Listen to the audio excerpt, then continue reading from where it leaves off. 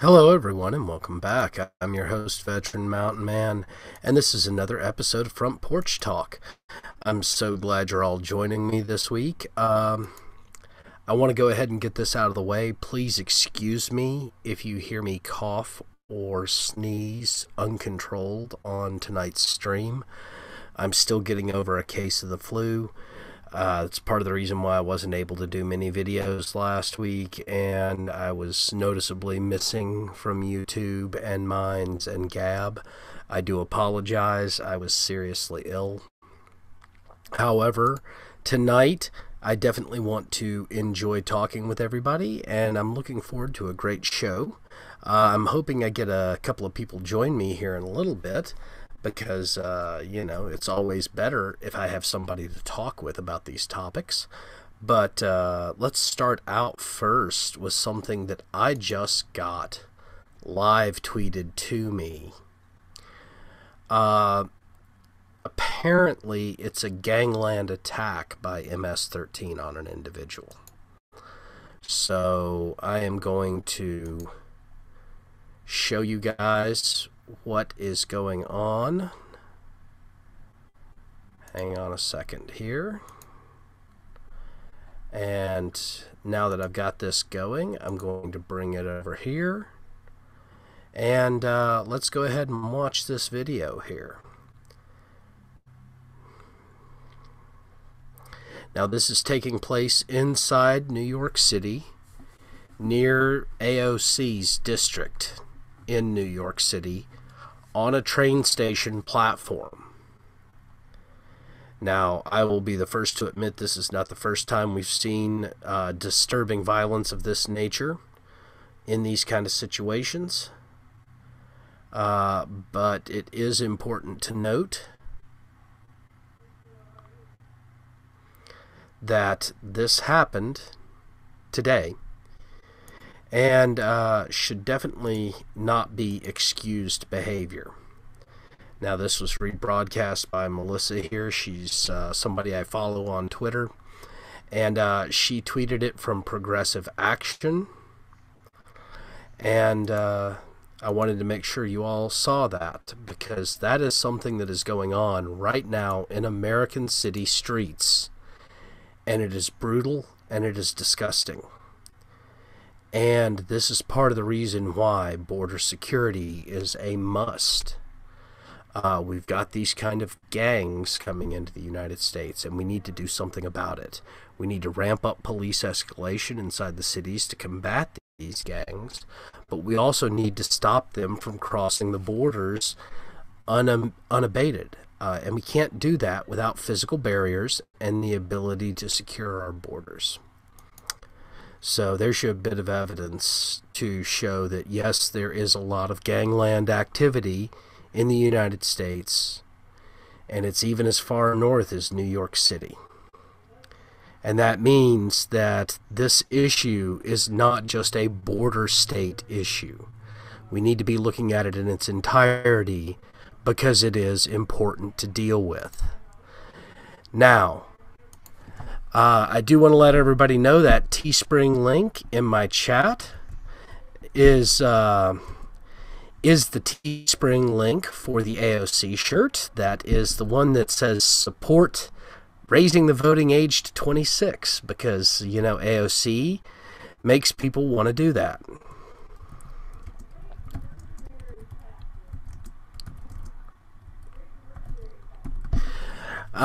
Hey, TM Ryder, good to see you. I'm doing okay. Sorry about the delay there. I'm kind of running the show all by myself tonight. Yeah, I just got over a bad case of the flu, which is why I was not online last week much. Now, something else, since we've already gone ahead and shown that brutal murder on the New York City train station platform, I figure we'd go ahead and move right into another brutal topic, which is the abortion bill that the state of Rhode Island is looking at.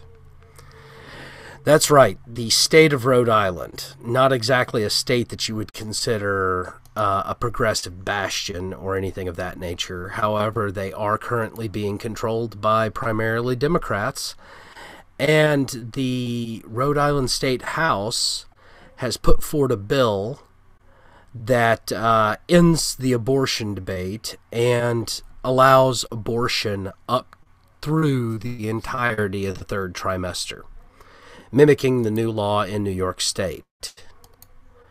Well, Ray, we would raise the voting age simply, it's actually a bit of a joke. Many of the progressive movement right now are trying to push the voting age down to 16, but that realistically is a poorly worded argument. So I have been fighting back by stating we should raise the voting age to 26. Since it has been proven that the human brain quits developing at the age of 26, and since these people want an age of majority where they feel people are responsible, then theoretically we should raise the age to 26 because that's when the brain stops developing, and at which point then you are definitively responsible for your own thoughts and actions at that point. So it's kind of a counterpoint to the idea of lowering the age to 16. Anyhow, this abortion bill in and of itself basically allows for abortions in the third trimester regardless of situation. And these kind of abortion bills are realistically not very good for the American public. It's not that I say that we need to take away abortion rights. I don't think that will ever happen. And I don't really agree with the idea of using abortion as a form of birth control, which seems to be a very steadfast progressive ideology. I think we can all agree, though, that a child getting close to birth is a child. And these new abortion laws allowing abortion up to birth really, really is a horrible thing, because, I mean, the birth canal doesn't magically impart personhood. It never has. If that was the case, then people who are C-sectioned wouldn't be people. And I think we can all agree that that's not true. I mean, you're a person whether you were born via C-section or vaginal birth. You're still a person. And the idea that you can terminate an infant's life right before they're ready to be born is very, very disturbing. Now, there is another big push in the Senate. Currently, Chuck Schumer is talking to Bernie Sanders, and they are going to be pushing forward a new bill, according to Senator Schumer, to deal with income inequality and forcing corporations to start giving more to their employees. Now, I covered this in a video actually on Sunday. Many of these strategies that you get from the socialist left are realistically immoral. The idea that a corporation doesn't own itself or isn't owned by its owner members, if it's a publicly traded corporation, which means all of its stockholders own the company, it's fallacious. Corporations in and of themselves are not public property in the sense that they're owned by everybody in the United States. They just aren't. And we've been seeing this week, AOC tore into the drug companies at the end of last week, beginning of this week, in the House of Representatives, talking about wanting to know what return on investment Americans get from drug company research. And she made a big stink about the fact that American people are paying for drug research through federal tax grants. Well, you know what? If we're paying for for drug research through tax grants, and you think that those grants are not being well returned on investment, then we just need to stop giving grants. Truth be told, I don't like the idea of the federal government handing out research money for drug companies at all. There is the disclaimer in the Constitution that contributions can be made for science and arts, but that doesn't mean that we have to support every scientific endeavor and every artistic endeavor. And the truth be told, we have created far too much government dependency on drug companies and many other places through these grant systems. It's gotten to the point where basically all research being done is politicized because the federal government is paying for much of this research, and in a lot of cases it's being wasted. We're paying for research to put shrimp on treadmills. Shrimp on treadmills. Yeah. That actually was a research grant granted by the U.S. Congress. What this was designed to prove or help the betterment of mankind still has not been explained by anybody, including by the research I read, which basically was trying to determine how fast shrimp are when using their legs to locomote on the ground. This is really frivolous research, and it wasn't exactly what the founders had in mind when they said that you could support the sciences through federal grants. That idea was to create things such as vaccines. Now, I'm not saying we should get rid of all federal grants. I mean, obviously, the polio vaccine was highly successful.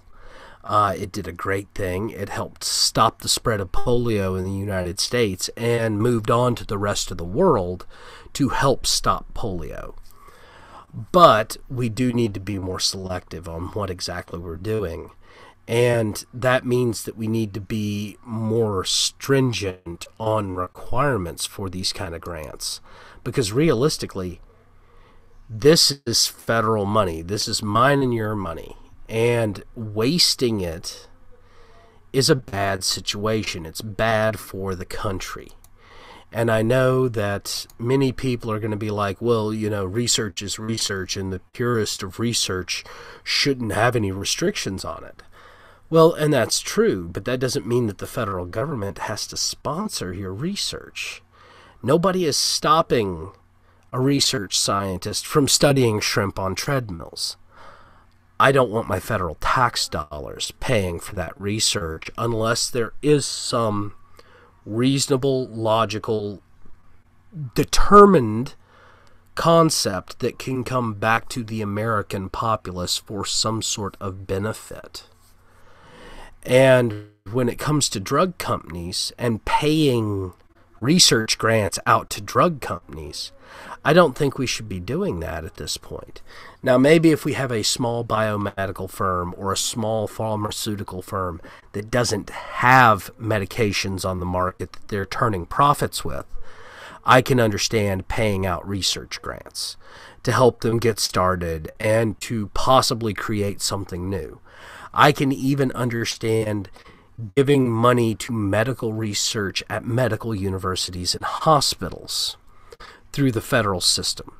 That would be universities that aren't part of the pharmaceutical industry, universities that are actually studying medicine, training the newest doctors, allowing them to do some research as well as educate these doctors.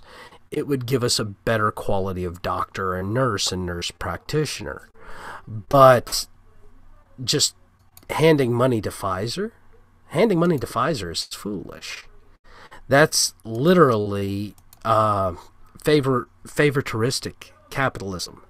That's just as bad as giving tax breaks to Monsanto or tax breaks to Amazon or tax breaks to Nike or tax breaks to Boeing or any of those other tax breaks that I oppose, because in general, taxes need to be level, and available money for research should be handed to those individuals that can't fund their own research. That doesn't mean major pharmaceutical companies that can literally fund any research they want to fund. Now, we have some other news to talk about here. One of the big stories is this Governor Northam story. And it's been going all over the internet, and I figured I would just cover it tonight on my live stream, because realistically, covering it in a video just didn't seem effective or worth it. So there's several different situations here with this governor. For those of you not paying attention, first of all, he advocated for infanticide on a radio broadcast. He was talking about a child being part of a botched abortion, that they would then make the child comfortable, and the doctor and the mother would consult as to whether or not the child should be put down. And he was advocating this in the event of certain things such as birth defects. However, that would not end up how this ends up being used. Now, Governor Northam is a medical doctor. He has spoken the Hippocratic Oath. He has received a medical PhD. He has actually practiced medicine in pediatrics. And he still said this on a radio show. Now, that in and of itself is one of the reasons I'm advocating him stepping down. But there is another big incident, and that is the alleged yearbook photo when he was in medical school in 1985, as well as a possible dance contest in 1985, where he supposedly black-faced up. Now, in the dance competition, he was imitating Michael Jackson, full costume, full regalia, blacked his face up so that he looked the part. That one I can kind of understand. I think it's in bad taste. I think it's very poor taste. Actually, the media tried to make fun of this situation when one of the reporters asked him if he could still moonwalk. Thank God his wife intervened, because he would have actually dug himself deeper if he had moonwalked off the stage. He would have literally moonwalked himself right into an impeachment hearing. Now, the other one that is up for question is the one from his medical yearbook, which shows a man in blackface in plaid pants, which you see another photo of him in those same plaid pants on the same spread, and a man in a Ku Klux Klan hood. Now, one of the arguments currently going about today is one from the Daily Wire and Ben Shapiro. Now, I'm usually a really big Ben Shapiro fan. I think he does a lot of good work. I think in this instance he's actually wrong. What he advocated was that a image taken 35 years ago was a different time, there were different moral standards, and we cannot necessarily look at it at the lens of today. Well, I can tell you this, growing up in the 80s, this was still in poor taste in 1985. This was still considered racist in 1985. Now, I think Ben Shapiro's argument has merit, assuming that you're actually talking about a different time frame. Pre-1970 and 1960s Cultural Revolution, I could see this argument being made, that it was in poor taste, but it was a socially different time, and it would have been considered somewhat more acceptable. In the 1980s, people caught in images of KKK regalia were literally being drummed out of polite society. David Duke being one of those. And the idea that we can all of a sudden, claim that the 1980s was a different time and therefore we can't look at it with the same standard that was objectively used in the 1980s, to me is a little disingenuous. So I'm going to disagree with Ben Shapiro on this. I think that this is an example of malignant racism. I think that this individual knew what he was doing was wrong. And I think he's now claiming he's not even in the picture. But even if he took the picture, the fact that he was associating with people of this nature, and he felt that this was a valid thing to do, to take this picture and submit it to his yearbook, shows a casual disregard for this kind of situation, which to me would indicate some form of malignant racism, realistically. And I don't support that in any fashion.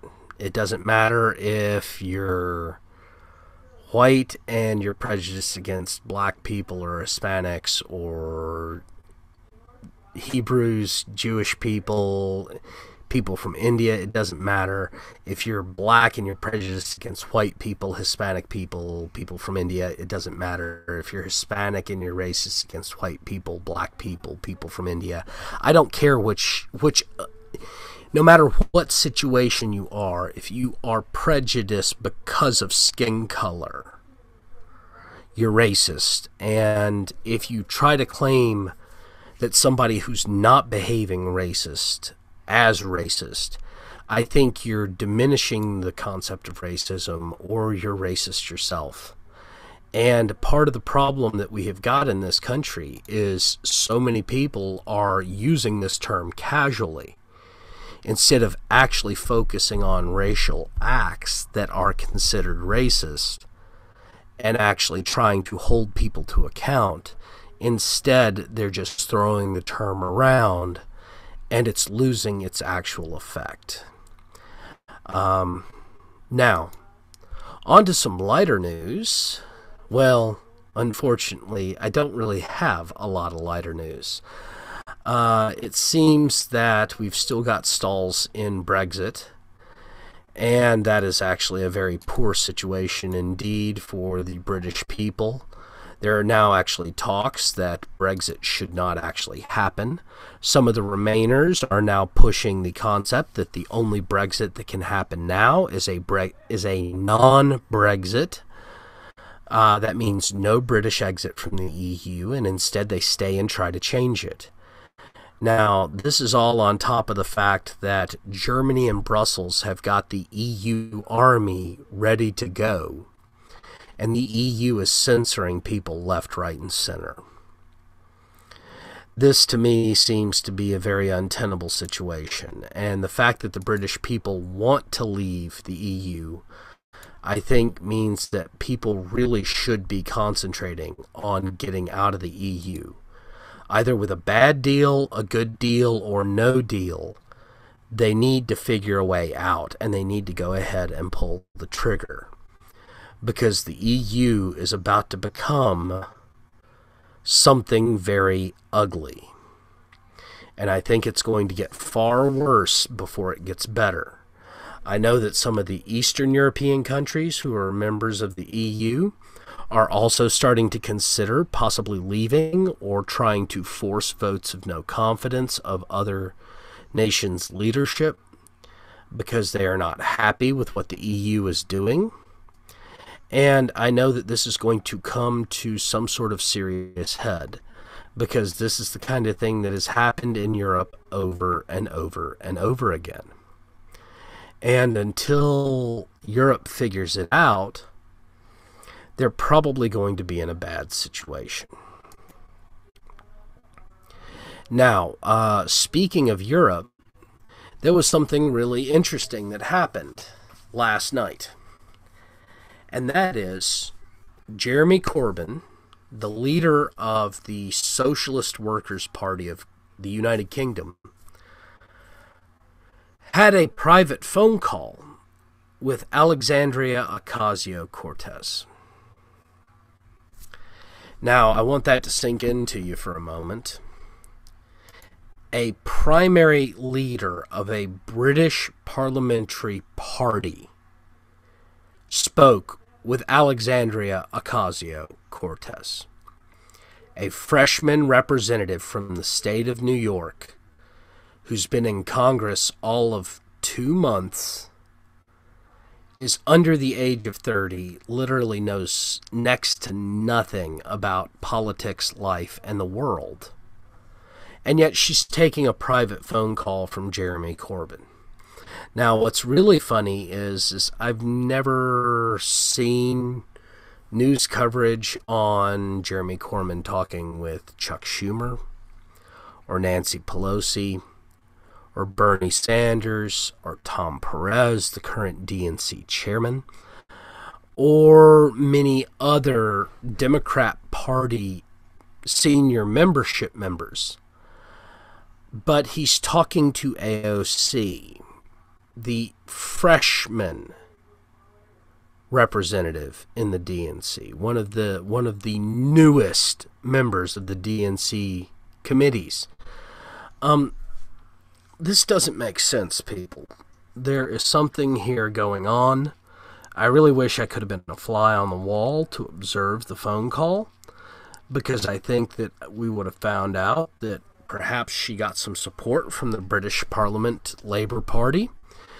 And realistically, if she is planning social doctrine from the British, specifically the British Labour Party, I think it's time that New York considered recalling her. Not because I disagree with her politically, but because if she's working with a foreign government's parliament parties in order to create American policy, that is directly antithetical to the idea of self-governance. And it doesn't matter that we came from Great Britain. It would be the same if she was talking with the Democratic Socialists of Denmark or of Germany or the Democratic Socialist Workers' Party of France or a Russian party. I mean, for crying out loud, people, the Democrats are yelling that Trump colluded with Russia still. But AOC actually talking with the leadership of a foreign national party, and it's applauded by the media. Now, this is something that a lot of you probably didn't see because it happened early this morning. And you know, unless you're paying attention to the news like a hawk, you wouldn't have heard about this. But it happened. And not only did it happen, it's disturbing that it happened.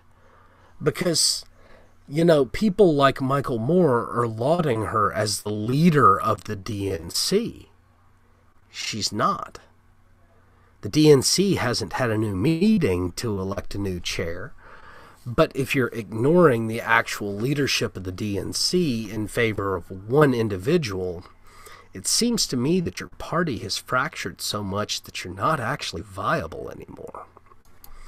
Not to mention, why would you want to accept the leadership of a 25-year-old young lady who literally has done about next to nothing so far except graduate college? I mean, she was a political organizer for like a hot second, and she worked part-time in a bar. And that's all she's done in her life. While college is great, college is not the be-all and end-all of life. And college doesn't prepare you for real life. All college does is give you some knowledge from some books from individuals.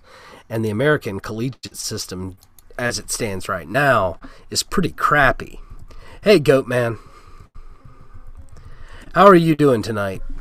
It's good to see you in the chat. I hope you're having a great week. I appreciate you coming out. We were just talking about the fact that AOC had a private phone conference with Jeremy Corbyn, the British leadership of the Labour Party. And nobody can explain to me why a senior leader in a foreign national party should be talking with a freshman representative in the House. And I've had some people try to tell me that AOC is the new leadership of the DNC. She's not. The Democrat National Committee has not voted for her to be the new leadership. Yeah, she took out a high-ranking Democrat when she got elected.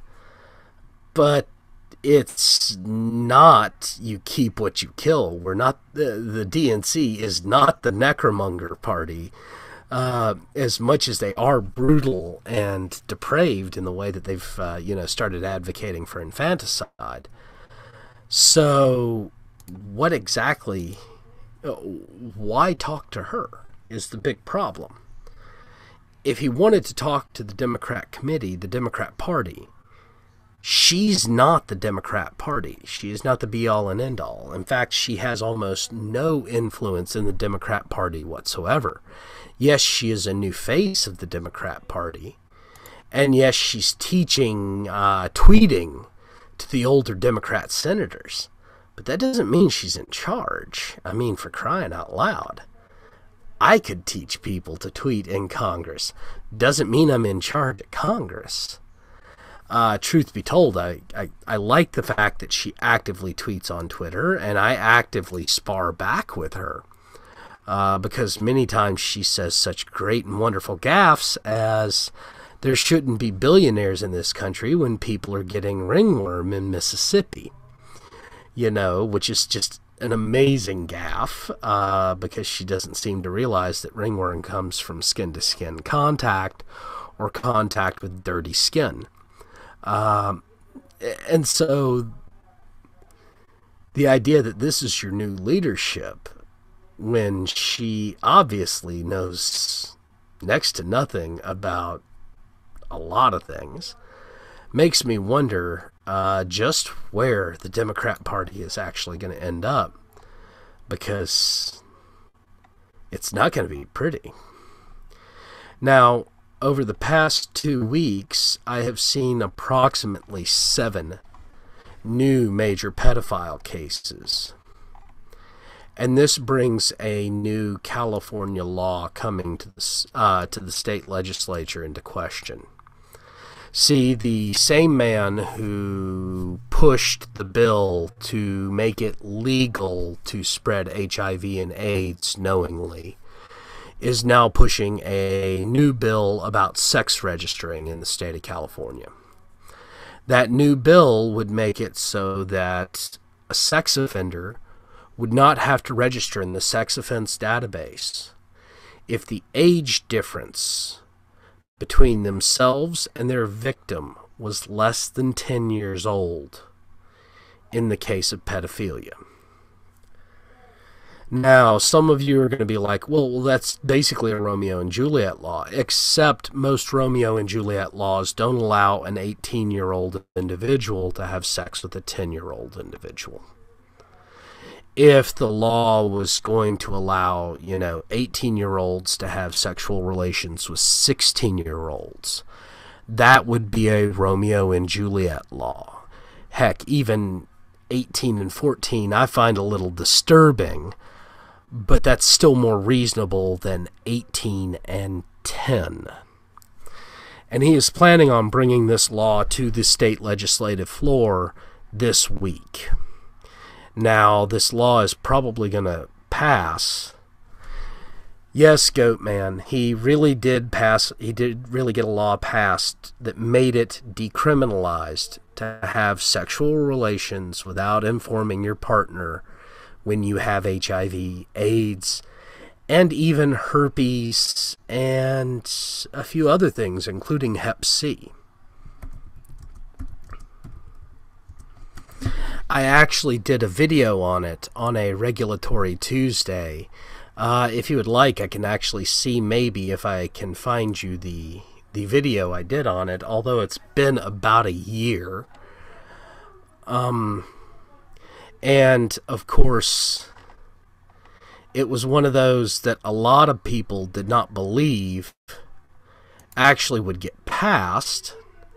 And it really, really did. It got passed, it became law, and now in the state of California, you can transmit HIV or AIDS to your partner, even without them knowing, and you cannot be brought up on any kind of charges. Let's see if I can find it. It seems to be a bit too far back. Let's see here. new gun control, California schools, plastic ban, sex ed in Portland,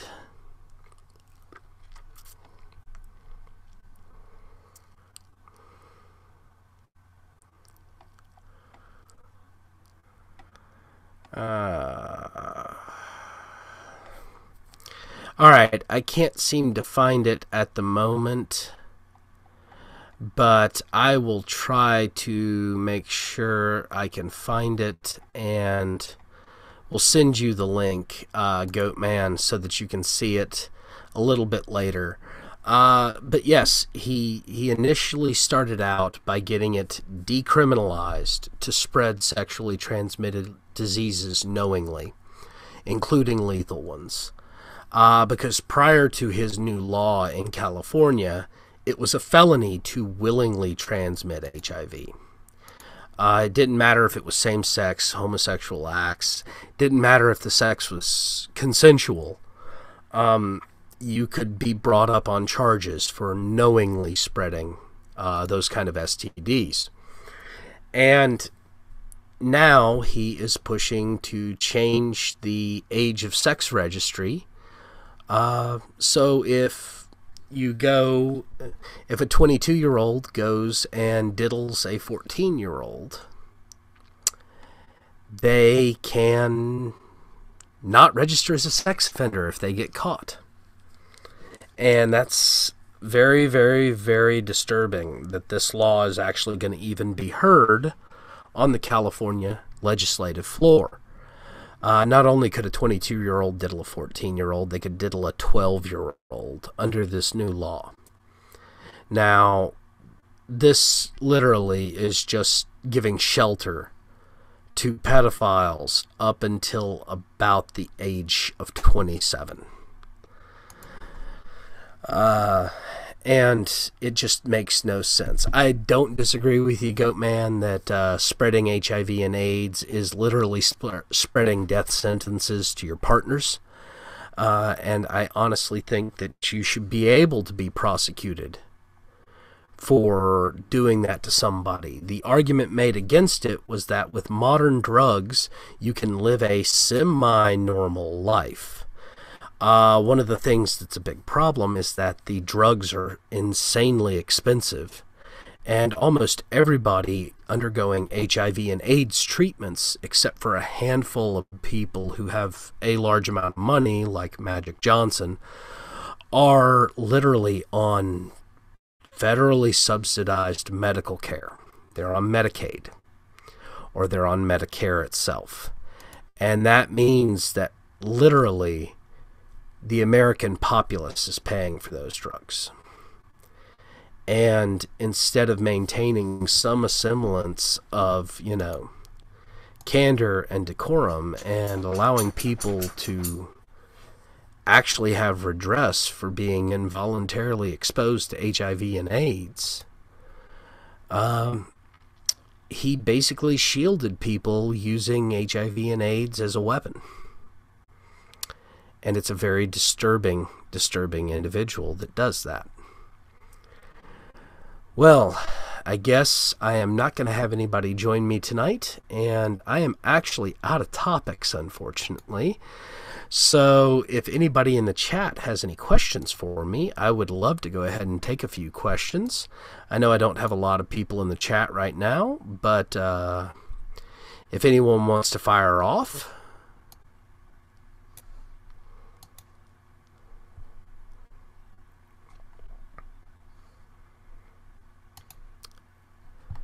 Well,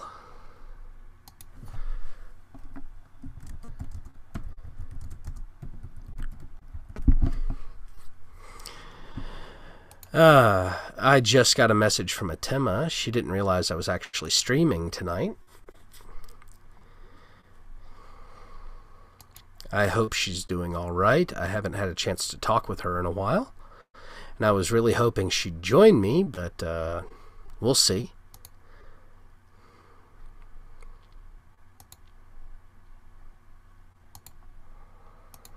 I guess probably not. So, Goatman, do you have any questions for me? What about you, Ray? Anything at all? I'm pretty open on answering questions right now, so if you have something you want to ask me.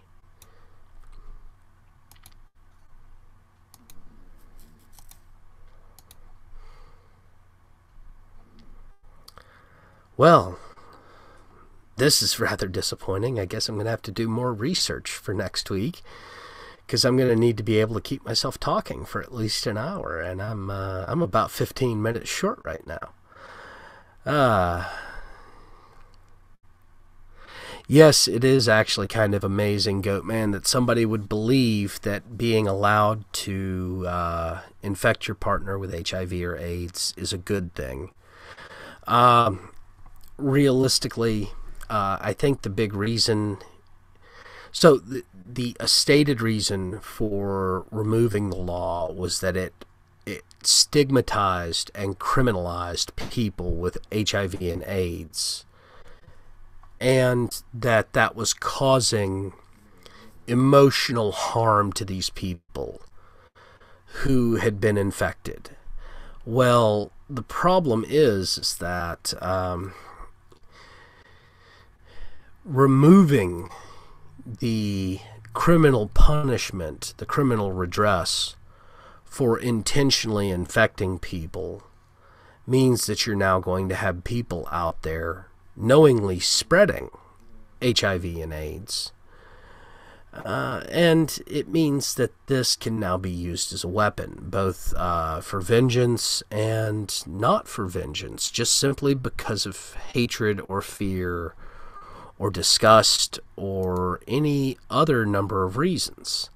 I mean, a person infected with HIV might decide to go out and have sex with a bunch of people simply to infect them with HIV and never tell them. And now these people have no redress. There's no way to take them to court in the state of California. So even if you thought you were doing something that was just going to be fun and simple and a one-time thing, you could end up paying for it for the rest of your life in a very severe way, and you not be aware that that was a risk, because your partner's no longer required to admit that they have a terrible thing as such as this. And instead of it being stigmatizing to have to admit that, it actually creates a public health crisis, because you've actually seen the uptick of STDs, especially in the state of California, heavily because of this. And most other states have not been willing to accept this kind of law. And and with good cause. I mean, removing the punitive structure of intentionally infecting someone with HIV is a foolish idea. It really is. It incentivizes instead people who have HIV to not tell people that they have HIV, because they can't be held responsible if they accidentally infect someone anyway, or if they intentionally infect someone. And so it doesn't create the solution that they instated it would. And it's actually very, very negligent.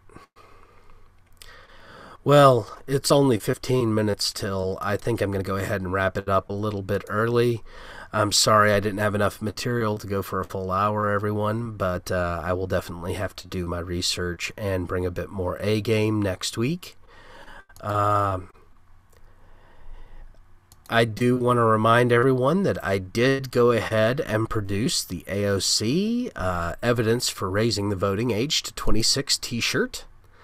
The link is in the chat bar at the very top, and I'm going to make sure that there is a link in the description. Oh, I did go ahead and get the link in the description. You can see it right there. It's AOC shirt at Teespring. I'm the only one that's got these. You'll love the look that she's got on the front, because it's her Here, let me go ahead and share the screen on this so you can see what you'll get if you go ahead and order this.